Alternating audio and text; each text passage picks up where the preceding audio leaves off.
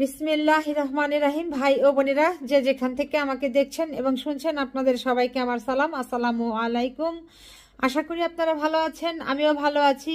UK property gossip by Tasmina YouTube চ্যানেলের পক্ষ থেকে জানাই শুভেচ্ছা। এখন আপনাদের সাথে যে বিষয়টি নিয়ে আসলে কথা বলতে চাচ্ছি, সেটি গত একদিন আগের ঘটনা। সেটা হলো যে ঢাকার শাহজালাল বিমানবন্দরে যাত্রীর হট্টগোল, গালিগালাজ ও উত্তেজনা। আমাদের বাংলাদেশে এমন একটা অবস্থা হয়ে গিয়েছে যে প্রতিদিন শুধু ঘটনা আর ঘটনা। আর সেই ঘটনা যদি কোনো ভালো কিছু হতো তাহলে তো ভালোই ছিল। এই ঘটনাগুলোর মধ্যে অধিকাংশই হচ্ছে ওই অঘটন ঘটছে, সেগুলোই এখন বেশি দেখা যাচ্ছে, চোখে পড়ছে, আমাদের কানে সেই খবরগুলো আসছে।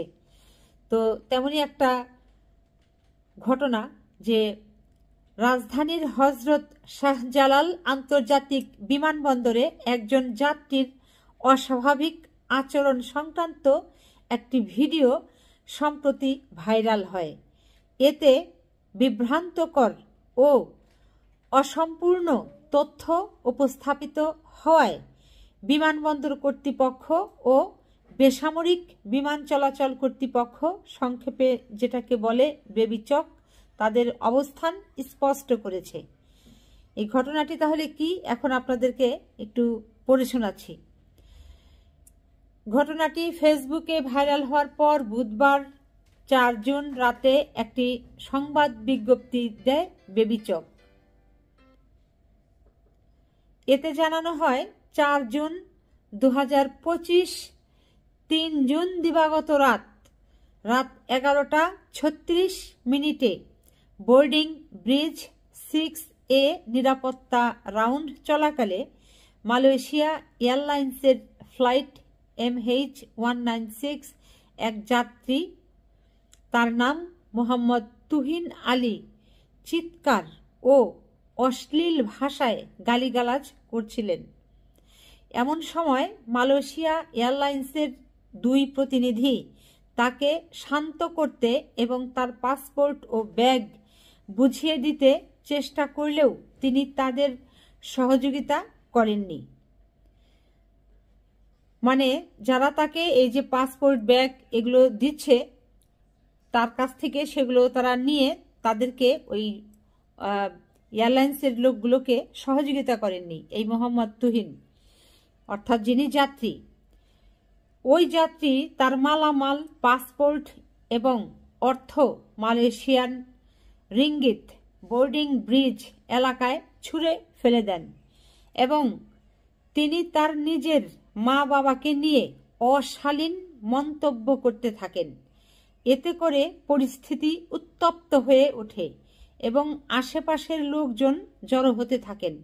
এর ফলে ওই বোর্ডিং ব্রিজে অন্য একটি ফ্লাইটের স্ক্যানিং কার্যক্রম বিঘ্নিত হয়।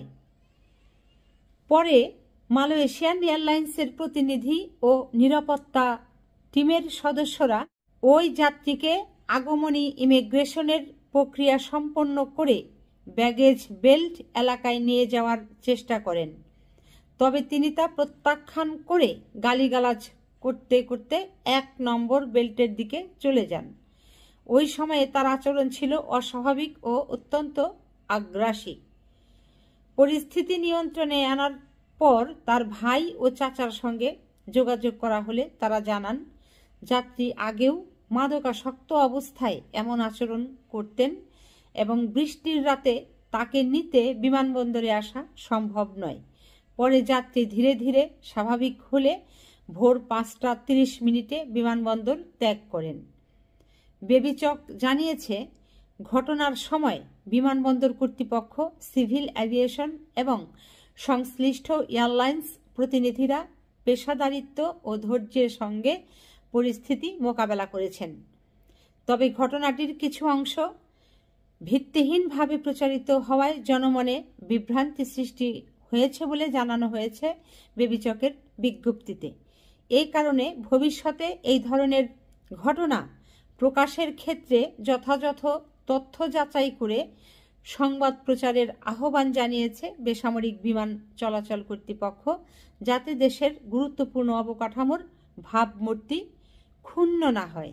ভাই বোনেরা, এতে শুনলেন যে ঢাকাতে যে শাহজালাল আন্তর্জাতিক বিমানবন্দর আছে, সেখানে এই তুহিন আলী নামের একজন যাত্রী, যিনি মালয়েশিয়া এয়ারলাইন্সে করে মালয়েশিয়া থেকে এসেছেন, এবং তিনি এত বেশি মাদকাসক্ত ছিলেন যে চিৎকার চেঁচামেচি করছেন এবং পুরা ওখানকার যে পরিবেশ সেটিকে একেবারে নষ্ট করে দিয়েছেন। এবং ওইখানকার যে আরও যাত্রীরা ছিলেন অন্যান্য এয়ারলাইন্সের, তারা অনেকেই মোটামুটি তার এই মুখের অশালীন ভাষায় এবং তার আচরণে কিছুটা ভয় পেয়েছিলেন এবং বিব্রত বোধ করছিলেন। তো পরে এই মালয়েশিয়ান এয়ারলাইন্সের যারা কর্তৃপক্ষ ছিল কিংবা ওই বিমানবন্দরের যারা দায়িত্বরত ছিল, তারা খুব ধৈর্যের সাথে তার এই লোকটার আচরণ, অস্বাভাবিক আচরণ তারা ফেস করেছে। এবং সবশেষে যেটি করেছে, এই তুহিন আলীর বাড়িতে ফোন দিয়েছে। তার যে অভিভাবক যারা আছে তাদের মোবাইল নাম্বারে ফোন করা হয়েছে এবং তাদেরকে জানানো হয়েছে যে তোমাদের এই লোক এই বিমানবন্দরে এরকম এরকম ঘটনা ঘটাচ্ছে। তখন তারা যেটি বলেছে যে এই তুহিন আলী পূর্বেও এই ধরনের অস্বাভাবিক আচার আচরণ করেছিল, কারণ সে একজন মাদকাসক্ত। তো এরপর এই ঘটনাটি ঘটেছিল রাত 1:36 এবং আস্তে আস্তে ওই তুহিন আলীর যখন এই নেশার ঘোরটা কেটে যায়, মাদকাসক্তের ঘোরটা কেটে যায়, তখন ভোর 5টা, তখন তিনি কিছুটা স্বাভাবিক জীবনে ফিরে আসেন। তাকে কিছুটা মোটামুটি একটা সুস্থ পাওয়া যায়, পরে তাকে ছেড়ে দেওয়া হয়েছে। তো এখন এই যে বিমান কর্তৃপক্ষই হোক কিংবা ওই মালয়েশিয়ান এয়ারলাইন্সের লোকেরাই হোক, এই লোকের সাথে, তুহিন আলীর সাথে যদি তারাও একটু গরম হয়ে যেত, তাহলে তো মনে করেন সব দোষ নন্দ ঘোষ এই এয়ারপোর্টের ভেতরে থাকা দায়িত্বরত লোকদের, কর্তব্যরত লোকদের ওপরে ঘাড়ে গিয়ে এই দোষগুলো পড়ত। কিন্তু তারা অসম্ভব বুদ্ধিমত্তার সাথে, ধৈর্যের সাথে এই লোকটিকে ফেস করে তারপর যেটি ফল বের হলো যে তার পরিবারের সদস্যরাই স্বীকৃতি দান করলো যে তিনি একজন মাদকাসক্ত ব্যক্তি, যে কারণে এই ধরনের উল্টাপাল্টা গালিগালাজ করেছে, ব্যবহার করেছে ও বিশৃঙ্খল আচরণ করেছে। তো যা হোক, সবাই ভালো থাকবেন, সুস্থ থাকবেন এবং আমার জন্য দোয়া করবেন। আমার এই চ্যানেলটিতে লাইক, কমেন্ট, শেয়ার এবং সাবস্ক্রাইব করবেন। আসসালামু আলাইকুম, আল্লাহ হাফেজ।